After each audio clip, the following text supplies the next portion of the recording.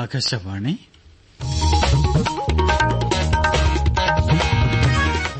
നമസ്കാരം.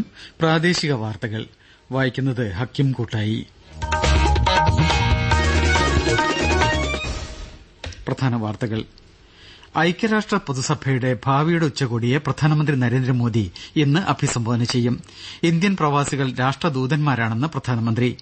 അഗ്നിരക്ഷാ വകുപ്പിന് കീഴിൽ ആരംഭിച്ച സിവിൽ ഡിഫൻസ് ഫോഴ്സിൽ കൂടുതൽ പേരെ അംഗങ്ങളാക്കുമെന്ന് മുഖ്യമന്ത്രി പിണറായി വിജയൻ. രാജ്യത്തിന്റെ വികസനത്തിൽ സഹകരണ മേഖലയ്ക്ക് വരും കാലത്ത് ഏറെ പങ്കുവഹിക്കാനുണ്ടെന്ന് കേന്ദ്ര സഹമന്ത്രി ബി എൽ വർമ്മ. ജമ്മുകശ്മീരിൽ നിയമസഭാ തെരഞ്ഞെടുപ്പിന്റെ രണ്ടാംഘട്ട പ്രചാരണം വൈകിട്ട് അവസാനിക്കും. 26 മണ്ഡലങ്ങളിൽ വോട്ടെടുപ്പ് മറ്റന്നാൾ. ലോക ചെസ് ഒളിമ്പ്യാഡിൽ ഇരട്ട സ്വർണവുമായി ചരിത്രം നേടിയ ഇന്ത്യ. ISL ഫുട്ബോളിൽ കേരള ബ്ലാസ്റ്റേഴ്സിന് ജയം. വാർത്തകൾ വിശദമായി. ഐക്യരാഷ്ട്ര പൊതുസഭയിൽ ഭാവിയുടെ ഉച്ചകോടിയെ പ്രധാനമന്ത്രി നരേന്ദ്രമോദി ഇന്ന് അഭിസംബോധന ചെയ്യും. ഒരു നല്ല നാളേക്ക് ബഹുമുഖ പരിഹാരങ്ങൾ എന്ന വിഷയത്തിലൂന്നിയാണ് ഉച്ചകോടി സംഘടിപ്പിക്കുന്നത്. ന്യൂയോർക്കിലെ ലോങ് ഐലൻഡിലെ നാസാവു കൊളീസിയത്തിൽ പ്രധാനമന്ത്രി ഇന്നലെ രാത്രി ഇന്ത്യൻ സമൂഹത്തെ അഭിസംബോധന ചെയ്തു. ന്യൂസ് ഡെസ്കിൽ നിന്ന് കൂടുതൽ വിവരങ്ങൾ. ഇന്ത്യൻ പ്രവാസികളെ രാഷ്ട്രദൂതന്മാർ എന്ന് വിളിച്ച പ്രധാനമന്ത്രി നരേന്ദ്രമോദി അവർ എന്നും രാജ്യത്തിന്റെ ഏറ്റവും ശക്തമായ ബ്രാൻഡ് അംബാസഡർമാരായിരുന്നുവെന്ന് അഭിപ്രായപ്പെട്ടു. ലോകത്തെ സംബന്ധിച്ച് AI എന്നത് ആർട്ടിഫിഷ്യൽ ഇന്റലിജൻസിനെ സൂചിപ്പിക്കുമ്പോൾ AI അമേരിക്കൻ ഇന്ത്യൻ ആത്മാവിനെയും പ്രതിനിധാനം ചെയ്യുന്നുവെന്നാണ് താൻ വിശ്വസിക്കുന്നതെന്നും മോദി പറഞ്ഞു. പല ഭാഷക്കാരാണെങ്കിലും നാമെല്ലാം ഇന്ത്യക്കാരാണ്. ഭാഷകൾ പലതാണെങ്കിലും ഭാവം ഒന്നാണ്. ഇന്ത്യക്കാരാണെന്ന ഒറ്റ ഭാവമാണത്. നമ്മുടെ രാജ്യത്തിന്റെ ഏറ്റവും വലിയ ശക്തി ഇതാണെന്നും ഈ മൂല്യങ്ങളാണ് നമ്മെ മുന്നോട്ട് നയിക്കുന്നതെന്നും മോദി പറഞ്ഞു. വൈവിധ്യങ്ങളെ മനസ്സിലാക്കുകയും ജീവിക്കുകയും ദൈനംദിന ജീവിതത്തിൽ അത് ഉൾക്കൊള്ളുകയും ചെയ്യുന്നത് ഇന്ത്യൻ സംസ്കാരമാണെന്ന് അദ്ദേഹം അഭിപ്രായപ്പെട്ടു. യുഎസിൽ ബോസ്റ്റണിലും ലോസ് ഏഞ്ചൽസിലും 2 പുതിയ ഇന്ത്യൻ കോൺസുലേറ്റുകൾ തുറക്കുമെന്ന് മോദി പ്രഖ്യാപിച്ചു. ഹൂസ്റ്റൺ സർവകലാശാലയിൽ തിരുവള്ളുവർ ചെയർ ഓഫ് തമിഴ് സ്റ്റഡീസിന്റെ ഉദ്ഘാടനവും പ്രധാനമന്ത്രി നിർവഹിച്ചു. ചടങ്ങിൽ ഇന്ത്യയെ വികസിത രാഷ്ട്രമാക്കി മാറ്റുന്നതിന് പുഷ്പ് മന്ത്രം പ്രധാനമന്ത്രി പ്രഖ്യാപിച്ചു. ഈ 5 തൂണുകളും ചേർന്ന് ഒരു വികസിത് ഭാരതം നിർമ്മിക്കുമെന്ന് അദ്ദേഹം പറഞ്ഞു. നൂതന സാങ്കേതിക വിദ്യയിൽ സഹകരണം പ്രോത്സാഹിപ്പിക്കുന്നതിനായി പ്രധാനമന്ത്രി പ്രമുഖ US കമ്പനികളുടെ CEOമാരുമായി വട്ടമേശ ചർച്ച നടത്തി. പ്രധാനമന്ത്രി നരേന്ദ്രമോദി പുലർച്ചെ ന്യൂയോർക്കിൽ കുവൈത്ത് കിരീടാവകാശി ഷെയ്ഖ് സബാഹ് അൽ ഖാലിദ് അൽ സബാഹുമായി ഉഭയകക്ഷി ചർച്ച നടത്തി. ഉഭയകക്ഷി ബന്ധങ്ങൾ അവലോകനം ചെയ്ത നേതാക്കൾ ചരിത്രപരമായ ബന്ധങ്ങളും ജനങ്ങളുമായുള്ള ബന്ധങ്ങളും കൂടുതൽ ശക്തിപ്പെടുത്തുന്നതിന് വഴികൾ ചർച്ച ചെയ്തു. നേപ്പാൾ പ്രധാനമന്ത്രി KP ശർമ്മ ഒലിയുമായും പ്രധാനമന്ത്രി ചർച്ച നടത്തി. ഇന്ത്യ നേപ്പാൾ പങ്കാളിത്തത്തിന്റെ എല്ലാ മേഖലകളിലും സഹകരണം ശക്തിപ്പെടുത്തുന്ന കാര്യങ്ങൾ ഇരു നേതാക്കളും ചർച്ച ചെയ്തു. ഹോൾടെക് ഇന്റർനാഷണലിലെ ഡോക്ടർ കൃഷ്ണ സിംഗുമായി മോദി കൂടിക്കാഴ്ച നടത്തി. ഇന്ത്യയിൽ ഉൽപാദനം വിപുലീകരിക്കുന്നതിന് ഹോൾടെക്കിന്റെ പദ്ധതികളും ആണവോർജ്ജ മേഖലയിലെ സഹകരണം വർദ്ധിപ്പിക്കുന്നതിന് സാധ്യതകളും ചർച്ചയായി. അപകട രക്ഷാ പ്രതിരോധ പ്രവർത്തനങ്ങളെ ജനകീയമാക്കുന്നതിനായി അഗ്നിരക്ഷാ വകുപ്പിന് കീഴിൽ ആരംഭിച്ച സിവിൽ ഡിഫൻസ് ഫോഴ്സിൽ കൂടുതൽ പേരെ അംഗങ്ങളാക്കുമെന്ന് മുഖ്യമന്ത്രി പിണറായി വിജയൻ പറഞ്ഞു. Kerala fire and rescue services അക്കാദമിയിൽ പരിശീലനം പൂർത്തീകരിച്ച 315 പേരുടെ സംയുക്ത പാസിംഗ് ഔട്ട് പരേഡിൽ തൃശൂരിൽ അഭിവാദ്യം സ്വീകരിച്ച് സംസാരിക്കുകയായിരുന്നു മുഖ്യമന്ത്രി. ദുരന്ത മേഖലകളിൽ സിവിൽ ഡിഫൻസ് വോളണ്ടിയർമാരുടെ പ്രവർത്തനം മാതൃകാപരമാണെന്ന് മുഖ്യമന്ത്രി പറഞ്ഞു. ആദ്യഘട്ടത്തിൽ തെരഞ്ഞെടുത്ത 6200 പേർ വിജയകരമായി പരിശീലനം പൂർത്തിയാക്കി സേവനസജ്ജരായെന്നും ഇവരിൽ നിന്നും തെരഞ്ഞെടുക്കുന്ന 1000 പേർക്ക് പ്രൊഫഷണൽ പരിശീലനം നൽകുന്നത് പരിഗണനയിലാണെന്നും മുഖ്യമന്ത്രി അറിയിച്ചു. രണ്ടാം ഘട്ടത്തിൽ തെരഞ്ഞെടുത്ത 3300 പേരുടെ പ്രത്യേക പരിശീലനം പൂർത്തിയാകുന്നതോടെ അഗ്നിരക്ഷാസേനയ്ക്ക് കൂടുതൽ സഹായം നൽകാൻ കഴിയുന്ന 10000 പേരെ സംസ്ഥാനത്തിന്റെ വിവിധ ഭാഗങ്ങളിലായി വിന്യസിക്കുകയാണ് ലക്ഷ്യമെന്നും മുഖ്യമന്ത്രി അറിയിച്ചു. രാജ്യത്തിന്റെ വികസനത്തിൽ സഹകരണ മേഖലയ്ക്ക് വരും കാലത്ത് ഏറെ പങ്കുവഹിക്കാനുണ്ടെന്നും ഇക്കാര്യം തിരിച്ചറിഞ്ഞാണ് ഗവൺമെന്റ് പദ്ധതികൾ ആസൂത്രണം ചെയ്യുന്നതെന്നും കേന്ദ്ര സഹമന്ത്രി ബി എൽ വർമ്മ പറഞ്ഞു.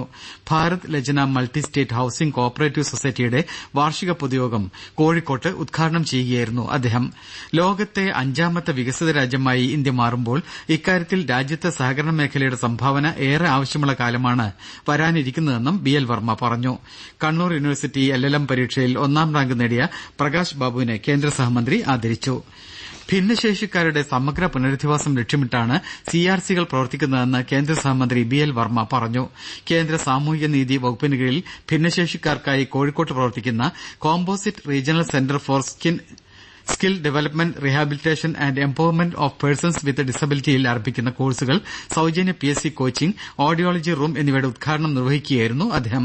ഭിന്നശേഷി മേഖലയിൽ കോഴിക്കോട് CRCയുടെ പ്രവർത്തനങ്ങൾ രാജ്യത്തെ മറ്റ് സ്ഥാപനങ്ങൾക്ക് മാതൃകയാണെന്നും അദ്ദേഹം പറഞ്ഞു. സ്വച്ഛതാ ഹി സേവയുടെ ഭാഗമായി സ്വച്ഛതാ പ്രതിജ്ഞ അദ്ദേഹം ചൊല്ലിക്കൊടുത്തു.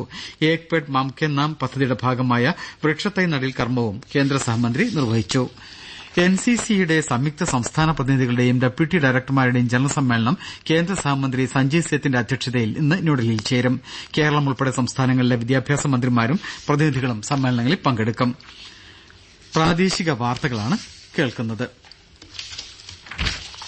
ഹംഗറിയിലെ ബുഡാപെസ്റ്റിൽ 45ാമത് ലോക ചെസ് ഒളിമ്പ്യാഡിൽ സുവർണ ചരിത്രമെഴുതി ഇന്ത്യ. ഓപ്പൺ വിഭാഗത്തിലും വനിതാ വിഭാഗത്തിലും സ്വർണം നേടിയാണ് ഇന്ത്യൻ താരങ്ങൾ രാജ്യത്തിന്റെ അഭിമാനം ഉയർത്തിയത്. Desk report. ചരിത്രത്തിൽ ആദ്യമായാണ് ചെസ് ഒളിമ്പ്യാഡ് ഓപ്പൺ വനിതാ വിഭാഗങ്ങളിൽ ടീം ഇന്ത്യ സ്വർണം നേടുന്നത്. ഓപ്പൺ വിഭാഗത്തിൽ 11 റൌണ്ടിൽ 10ലും ജയിച്ചും ഒരു മത്സരത്തിൽ സമനില വഴങ്ങിയുമാണ് ഇന്ത്യയുടെ നേട്ടം. അവസാന റൌണ്ടിൽ അർജുൻ എറിഗേസി സ്ലൊവേനിയൻ താരത്തെ തോൽപ്പിച്ചു. ഡി ഗുഗേഷ്, ആർ പ്രജ്ഞാനന്ദ എന്നിവരും മറ്റു റൌണ്ടുകളിൽ വിജയിച്ചു. വിദിത് ഗുജറാത്തിയാണ് സമനില വഴങ്ങിയത്. വനിതാ വിഭാഗത്തിൽ ടീം ഇന്ത്യ 11 മത്സരങ്ങളിൽ 9ൽ ജയിക്കുകയും ഒരു മത്സരത്തിൽ സമനില വഴങ്ങുകയും ചെയ്തു. ഒരു മത്സരത്തിൽ പരാജയപ്പെട്ടു. അവസാന റൌണ്ടിൽ അസർബൈജാനെ തോൽപ്പിച്ച് 19 പോയിന്റുമായാണ് ഇന്ത്യൻ ടീം സ്വർണം നേടിയത്. ഡി ഹരിക, ദിവ്യ ദേശ്മുഖ്, വന്തിക അഗർവാൾ എന്നിവർ ജയിച്ചപ്പോൾ ആർ വൈശാലി സമനില നേടി. ചെസ് ഒളിമ്പ്യാഡിൽ ഓപ്പൺ വനിതാ വിഭാഗങ്ങളിൽ സ്വർണം നേടിയ ഇന്ത്യൻ ടീമിനെ പ്രധാനമന്ത്രി നരേന്ദ്രമോദി അഭിനന്ദിച്ചു. ശ്രദ്ധേയമായ ഈ നേട്ടം രാജ്യത്തിന്റെ കായിക പാതയിലെ പുതിയ അധ്യായത്തെ അടയാളപ്പെടുത്തുന്നുവെന്ന് പ്രധാനമന്ത്രി സാമൂഹിക മാധ്യമ പോസ്റ്റിൽ പറഞ്ഞു. ISL ഫുട്ബോളിൽ സീസണിൽ ആദ്യ ജയം സ്വന്തമാക്കി കേരള ബ്ലാസ്റ്റേഴ്സ്. കൊച്ചി ജവഹർലാൽ നെഹ്റു സ്റ്റേഡിയത്തിൽ ഈസ്റ്റ് ബംഗാളിനെ 1-2 ഗോളുകൾക്കാണ് ബ്ലാസ്റ്റേഴ്സ് തോൽപ്പിച്ചത്. ഇന്ന് മോഹൻ ബഗാൻ നോർത്ത് ഈസ്റ്റ് യുണൈറ്റഡിനെ നേരിടും. കൊൽക്കത്തയിൽ വൈകിട്ട് 7:30ക്കാണ് മത്സരം. ഒന്നാം ക്രിക്കറ്റ് ടെസ്റ്റിലെ ടീമിൽ മാറ്റം വരുത്താതെ ബംഗ്ലാദേശിനെതിരായ രണ്ടാം ക്രിക്കറ്റ് ടെസ്റ്റിന് BCCI ടീമിനെ പ്രഖ്യാപിച്ചു. കാൺപൂരിൽ വെള്ളിയാഴ്ചയാണ് മത്സരം ആരംഭിക്കുന്നത്. ജമ്മു കശ്മീരിൽ നിയമസഭാ തെരഞ്ഞെടുപ്പിന്റെ രണ്ടാംഘട്ട പ്രചാരണം വൈകിട്ട് അവസാനിക്കും. 5 ജില്ലകളിലെ 26 നിയമസഭാ മണ്ഡലങ്ങളിൽ മറ്റന്നാളാണ് വോട്ടെടുപ്പ്. ജമ്മു മേഖലയിലെ റിയാസി, രജൌരി, പൂഞ്ച്, കശ്മീർ താഴ്വരയിലെ ശ്രീനഗർ, ബുദ്ഗാം എന്നിവയാണ് ഈ ജില്ലകൾ. അടുത്ത മാസം 1-നാണ് അവസാനഘട്ട വോട്ടെടുപ്പ്. വോട്ടെണ്ണൽ ഒക്ടോബർ 8-ന് നടക്കും. ടൂറിസം മേഖലയിൽ ജോലി ചെയ്യുന്നവർക്കായി രൂപീകരിക്കുന്ന തൊഴിലാളി ക്ഷേമനിധി ബോർഡിൽ ടൂറിസ്റ്റ് ഗൈഡുകളെയും ഉൾപ്പെടുത്തുമെന്ന് മന്ത്രി PM മുഹമ്മദ് റിയാസ് അറിയിച്ചു. എറണാകുളം ഗസ്റ്റ് ഹൌസിൽ ടൂറിസം ഗൈഡ്സ് അസോസിയേഷൻ പ്രതിനിധികളുമായി കൂടിക്കാഴ്ച നടത്തുകയായിരുന്നു അദ്ദേഹം. കിഡ്സിൽ ഗൈഡുമാർക്കായി നടത്തുന്ന പരിശീലനത്തിൽ വിദേശ ഭാഷകൾ കൂടി ഉൾപ്പെടുത്തുന്ന കാര്യം പരിഗണിക്കുമെന്നും മന്ത്രി അറിയിച്ചു. ശനിയാഴ്ച അന്തരിച്ച മുതിർന്ന CPIM നേതാവ് MM ലോറൻസിന്റെ മൃതദേഹം ഇന്ന് എറണാകുളം ഗവൺമെന്റ് മെഡിക്കൽ കോളേജിന് കൈമാറും. കൊച്ചി മെഡിക്കൽ ട്രസ്റ്റ് ആശുപത്രി മോർച്ചയിൽ സൂക്ഷിച്ചിരിക്കുന്ന മൃതദേഹം രാവിലെ 8-ന് ഗാന്ധിനഗറിലെ വസതിയിൽ കൊണ്ടുവരും. CPIM ജില്ലാ കമ്മിറ്റി ഓഫീസായ കലൂർ ലെനിൻ സെന്ററിൽ അരമണിക്കൂർ പൊതുദർശനത്തിന് വയ്ക്കും. പിന്നീട് ടൌൺഹാളിൽ പൊതുദർശനത്തിന് ശേഷം വൈകിട്ട് 4-നാണ് മൃതദേഹം മെഡിക്കൽ കോളേജിന് കൈമാറുന്നത്. ദേശീയ ചെസ് താരവും സംസ്ഥാന ചെസ് അസോസിയേഷൻ നിർവാഹക സമിതി അംഗവുമായ കണ്ണൂർ അന്നൂരിലെ VV ബൽറാം നിര്യാതനായി. അദ്ദേഹത്തിന് 68 വയസ്സായിരുന്നു. സംസ്കാരം വൈകിട്ട് പയ്യന്നൂർ കേളോത്ത് സമുദായ ശ്മശാനത്തിൽ നടക്കും. അർജുനടക്കം 3 പേർക്കായി കർണാടകയിലെ ശിരൂരിൽ നടക്കുന്ന തെരച്ചിലിനിടെ അസ്ഥി കണ്ടെത്തി. ഗംഗാവലി പുഴ തീരത്താണ് ഇന്നലെ രാത്രിയോടെയാണ് അസ്ഥി കണ്ടെത്തിയത്. വിശദമായ പരിശോധനയ്ക്കായി അസ്ഥി ഫോറൻസിക് ലാബിലേക്ക് കൊണ്ടുപോയി. തൊടുപുഴ പാലാ റോഡിലെ കരിങ്കുന്നം പുത്തൻപള്ളിക്ക് സമീപം ബൈക്ക് അപകടത്തിൽ യുവാവ് മരിച്ചു. കരിങ്കുന്നം പൊന്നന്താനത്ത് തടത്തിൽ സന്തോഷാണ് മരിച്ചത്. നിപ രോഗബാധയുമായി ബന്ധപ്പെട്ട് പുറത്തുവന്ന 3 പേരുടെ പരിശോധനാ ഫലം കൂടി നെഗറ്റീവായതായി മന്ത്രി വീണ ജോർജ് അറിയിച്ചു. ഇതുവരെ 78 പരിശോധനാ ഫലങ്ങളാണ് നെഗറ്റീവായത്. മന്ത്രിയുടെ നേതൃത്വത്തിൽ നടന്ന അവലോകന യോഗത്തിൽ സ്ഥിതി വിലയിരുത്തി. ഇന്നലെ പുതുതായി ആരെയും സമ്പർക്ക പട്ടികയിൽ ഉൾപ്പെടുത്തിയിട്ടില്ല. നിലവിൽ സമ്പർക്ക പട്ടികയിൽ 267 പേരുണ്ട്. രോഗലക്ഷണങ്ങളുമായി ഇന്നലെ ഒരാളെ മഞ്ചേരി മെഡിക്കൽ കോളേജ് ആശുപത്രിയിൽ പ്രവേശിപ്പിച്ചു. 4 പേർ മഞ്ചേരി മെഡിക്കൽ കോളേജ് ആശുപത്രിയിലും 28 പേർ പെരിന്തൽമണ്ണ MES മെഡിക്കൽ കോളേജ് ആശുപത്രിയിലും ചികിത്സയിലാണ്. തീവ്ര കാഴ്ചപരിമിതരായ ഗവൺമെന്റ് ജീവനക്കാർക്ക് അവരുടെ തൊഴിൽ നൈപുണ്യം വർദ്ധിപ്പിക്കുന്നതിനായി തിരുവനന്തപുരം IMGയുടെ നേതൃത്വത്തിൽ കപ്പാസിറ്റി ഡെവലപ്മെന്റ് പ്രോഗ്രാം എന്ന പേരിൽ 5 ദിവസത്തെ പരിശീലന പരിപാടി ഇന്ന് ആരംഭിക്കും. വെള്ളിയാഴ്ച വരെ IMGയിൽ നടക്കുന്ന പരിപാടിയിൽ വിവിധ ഗവൺമെന്റ് വകുപ്പുകളിലെ കാഴ്ചപരിമിതരായ ഉദ്യോഗസ്ഥർ പങ്കെടുക്കും. പ്രധാന വാർത്തകൾ വീണ്ടും. ഐക്യരാഷ്ട്ര പൊതുസഭയുടെ ഭാവിയുടെ ഉച്ചകോടിയെ പ്രധാനമന്ത്രി നരേന്ദ്രമോദി ഇന്ന് അഭിസംബോധന ചെയ്യും. ഇന്ത്യൻ പ്രവാസികൾ രാഷ്ട്രദൂതന്മാരാണെന്ന് പ്രധാനമന്ത്രി. അഗ്നിരക്ഷാ വകുപ്പിന് കീഴിൽ ആരംഭിച്ച സിവിൽ ഡിഫൻസ് ഫോഴ്സിൽ കൂടുതൽ പേരെ അംഗങ്ങളാക്കുമെന്ന് മുഖ്യമന്ത്രി പിണറായി വിജയൻ. രാജ്യത്തിന്റെ വികസനത്തിൽ സഹകരണ മേഖലയ്ക്ക് വരും കാലത്ത് ഏറെ പങ്കുവഹിക്കാനുണ്ടെന്ന് കേന്ദ്ര സഹമന്ത്രി BL വർമ്മ.